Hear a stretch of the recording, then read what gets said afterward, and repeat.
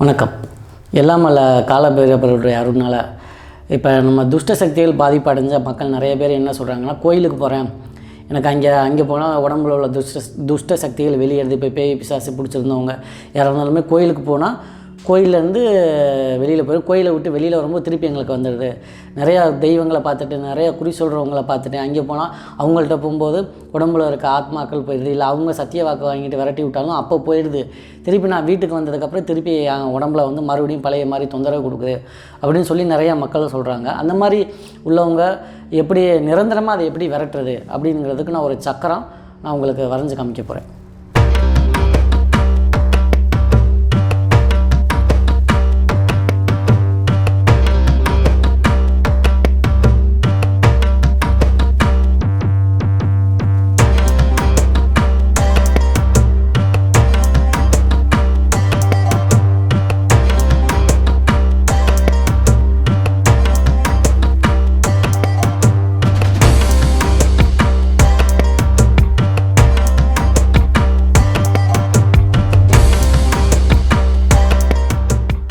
இந்த மாதிரி 4 திசைகள்லையும் பார்த்திங்கன்னா வரும்னு எழுதிக்கோங்க.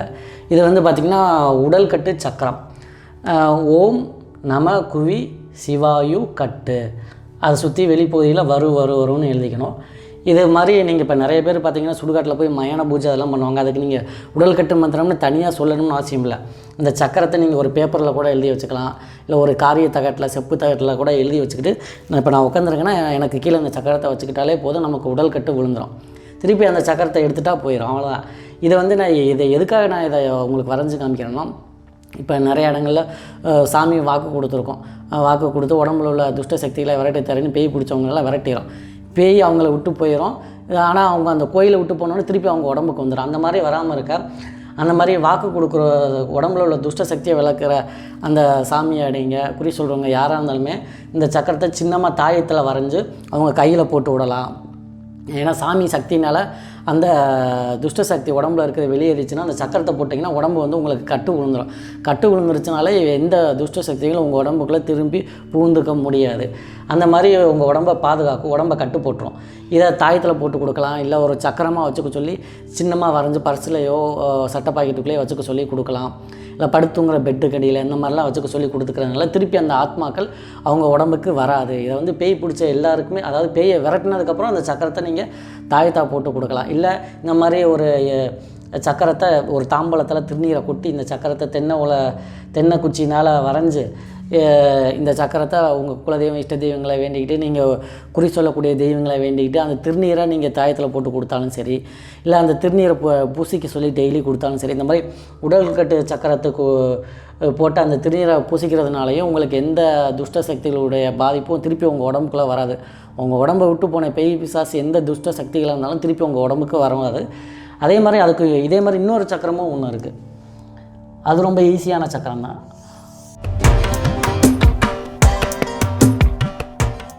ஓம் போட்டு நடுவில் ஓம், அவ்வளோதான். இந்த மாதிரி இது ரெண்டுமே கூட நீங்கள் சேர்த்து வரைஞ்சி வச்சுக்கலாம் ஒரு தகட்டில். இது ரெண்டுமே பார்த்தீங்கன்னா உங்களுக்கு துஷ்ட சக்திகள், பில்லி சூனிய ஏவல் இதெல்லாம் உங்களுக்கு பக்கத்தில் வரவே விடாது. இது வந்து உங்களுக்கு ஒரு பாதுகாப்பு மாதிரி. கர்ணனுக்கு எப்படி கவச குண்டலம் பாதுகாப்பாக இருந்துச்சோ அதே மாதிரி இது ரெண்டுமே நீங்கள் வரைஞ்சி வச்சுக்கிட்டிங்கன்னா உங்கள் உடம்புல எந்த துஷ்ட ஆத்மாக்களும் புக முடியாது. யார் காளியை ஏவல் அனுப்புனாலும் சரி, மாடனை ஏவல் அனுப்புனாலும் சரி, இந்த மாதிரி எந்த ஏவல் சக்திகளும் உங்களுக்கு வேலை செய்யாது. இது ரெண்டும் உங்கள் கூட இருக்கும்போது. ஆனால் இதை வரைஞ்சி கொடுக்குறவங்க அன்றைக்கி சுத்தபத்தமாக பிரம்மச்சரியமாக இருந்து நீங்கள் வரைஞ்சி கொடுக்குறவங்களுக்கு மட்டும்தான் இதில் வேலை செய்யும். ஒரு சில பேருக்கு உடம்புல தெய்வ அருள் இருக்கும். காளியோ கருப்பு சாமியோ சொல்ல மாடனோ உருமரோ எந்த தெய்வமாக இருந்தாலும் அந்த தெய்வ அருளோடு கொடுக்கும்போது மட்டும்தான் வேலை செய்யும். மற்ற நேரங்களில் கொடுக்குறாங்க தான் நீங்கள் முறைப்படி சுத்தபத்தமாக இருந்து நீங்கள் செஞ்சு கொடுத்தாலே அது வேலை செய்யும். அதையும் கொஞ்சம் கவனமாக வச்சுங்க. இதையும் எல்லா மந்திரவாதிகளாக இருந்தாலும் சரி, குறி சொல்கிறவங்களாக இருந்தாலும் சரி, வரக்கூடிய பக்தர்களுக்கு இதையும் நீங்கள் செஞ்சு கொடுத்துட்டிங்கன்னா நீங்கள் செய்யக்கூடிய துஷ்ட சக்தியை விளக்குற அந்த நற்செயலானது திருப்பி அவங்களுக்கு எப்போவுமே வராமல் இருக்கும். அவங்களுக்கு மட்டும் இல்லை, இது யார் வீட்டில் இருக்கோ அவங்க குடும்பத்துக்கே சேர்த்து எந்த ஒரு துஷ்ட ஆத்மாக்களும் திருப்பி அவங்க உடம்புக்குள்ள வந்து பூந்துக்க முடியாது. இதையும் பொதுமக்கள் அனைவரும் பயன்படுத்தி பயனடையும் மாதிரி கேட்டுக்கிறேன். நன்றி, வணக்கம்.